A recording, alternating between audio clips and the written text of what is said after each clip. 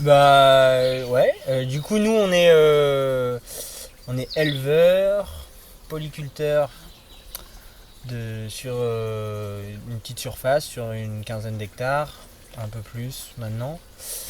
Et du coup, on élève des vaches et des chèvres, on fait du fromage avec leur lait.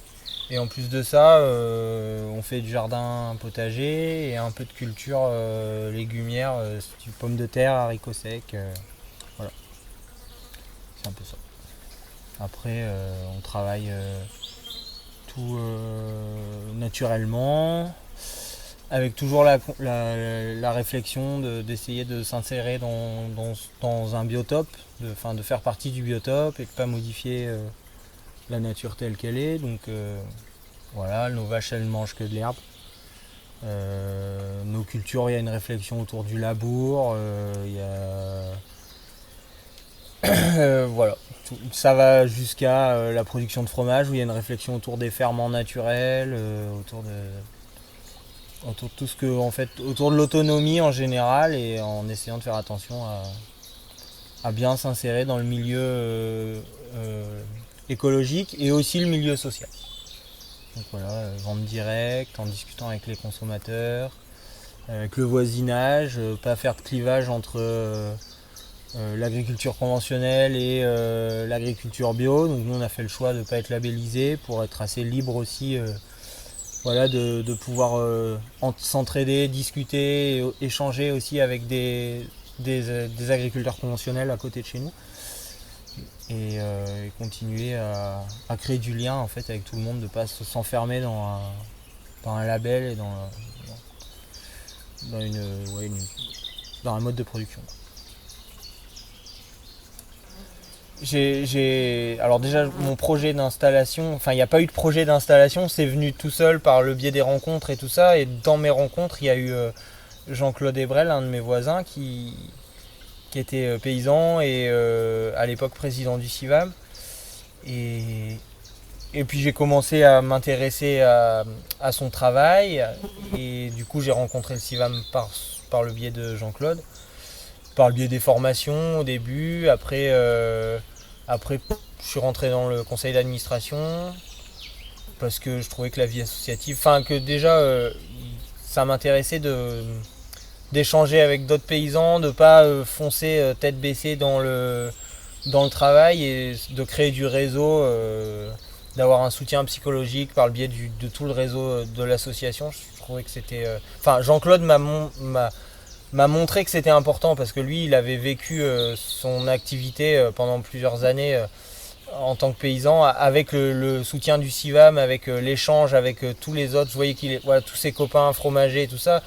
Et je trouvais que c'était vachement important. Nous ici, on est dans une région, par exemple, c'est pas du tout une production courante de faire du fromage, de transformer le lait, surtout à l'époque. Maintenant, il commence à y avoir quand même pas mal de producteurs. Mais du coup, je trouvais bien d'essayer de se regrouper, de créer du réseau. Et puis après, quand je suis rentré dans le CA, j'ai trouvé aussi bien de faire vivre l'association un peu plus au cœur, enfin de s'approcher des salariés, de voir le fonctionnement de la vie associative. Et aujourd'hui, moi je suis coprésident avec Anne et je trouve important qu'on continue un peu tout ce travail qui a été lancé il y a plusieurs années. Et du coup, là, j'ai rencontré le CIVAM comme ça, par le bouche à oreille, par le biais du réseau qui était déjà existant. Et à nous, les jeunes installés, de le perpétuer, quoi.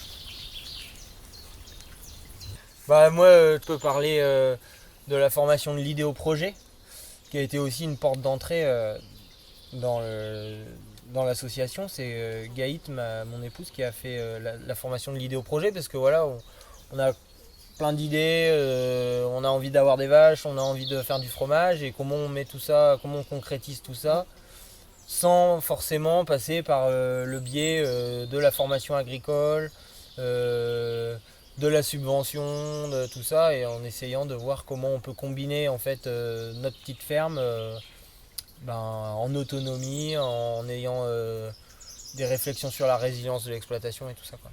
Donc ça c'était vraiment en fait c'est de là que vraiment on a pris conscience que par le travail du coup des animateurs, des intervenants dans ces formations là, prends conscience que là, il y a quelque chose à faire et qu'il faut absolument qu'en tant que paysan, on fasse vivre des assos comme ça parce qu'elles peuvent vivre que s'il y a des paysans dedans. Elles peuvent pas juste faire de la formation et c'est pas une école. C'est vraiment.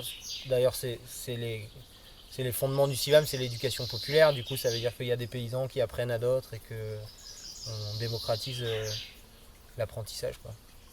Ouais. Alors l'idée au projet, c'est on arrive avec une idée.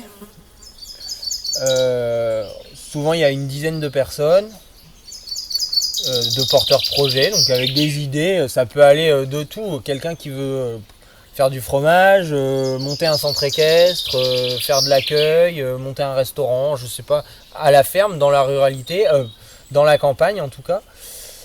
Et du coup, il y a Valentin, le salarié du CIVAM. À l'époque, c'était un autre, mais maintenant c'est Valentin, qui s'occupe d'essayer d'orienter en fait chaque projet vers du concret. Et du coup, en disant il va falloir travailler sur la compta, il va falloir travailler sur la technique aussi, se former. Peut-être c'est trop tôt dans ton projet pour t'installer.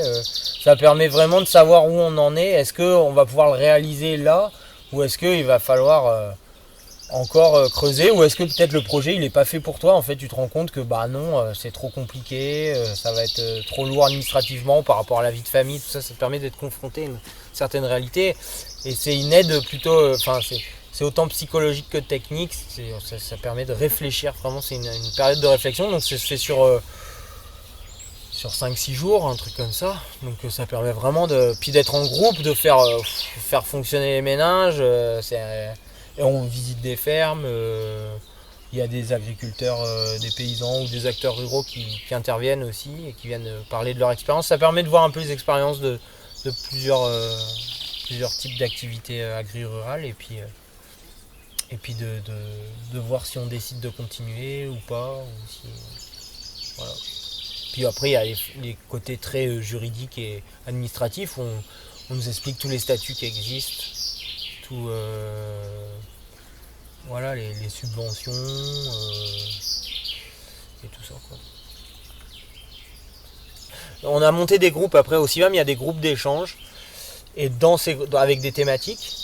Donc moi je fais partie du groupe fromager, donc voilà, thématique transformation du lait à la ferme et tout ça. Donc soit il y a de la formation vraiment technique, on fait venir un intervenant, il va nous apprendre telle et telle chose, ça va être très technique. Soit comme aujourd'hui par exemple, on était en visite chez un autre fromager, qui n'est pas un expert, qui est un jeune installé, mais ça nous a permis de voir comment travaillent les autres, de discuter, d'échanger et finalement d'apprendre aussi. C'est de la formation, enfin, c'est vraiment ça l'éducation populaire. Et après sinon moi je fais partie aussi d'un autre groupe qui est le pâturage des milieux semi-naturels. Du coup là c'est plus axé sur l'élevage. Et là moi j'ai trouvé ça passionnant. On a monté un groupe avec le CEDAPA, donc une association des Côtes d'Armor qui travaille aussi sur ces thématiques-là. Et du coup on a fait des journées d'échange.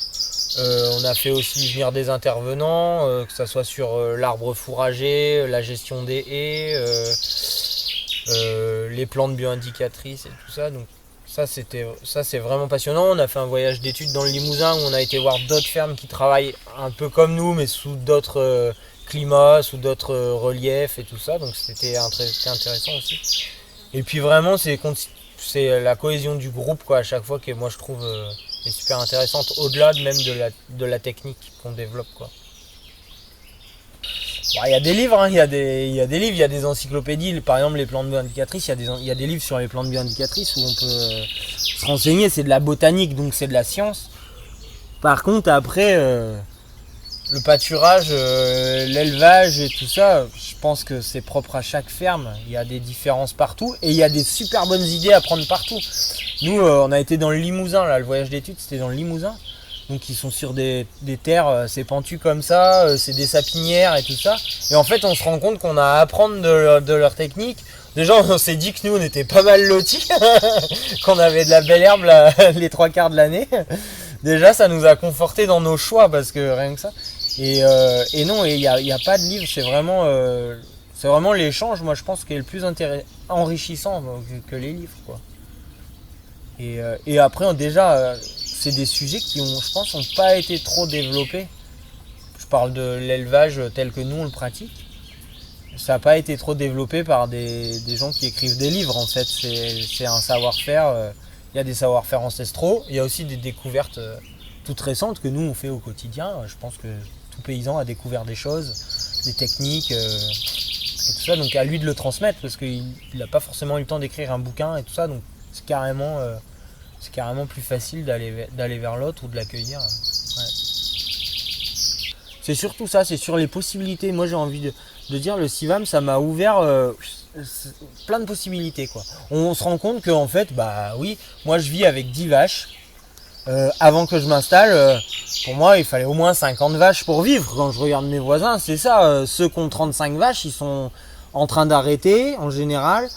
Ceux qui en ont 50, ils ont envie d'en avoir plus et tout ça. Et en fait, non. En fait, moi ce que j'ai vu, c'est non. On peut vivre avec 10 vaches.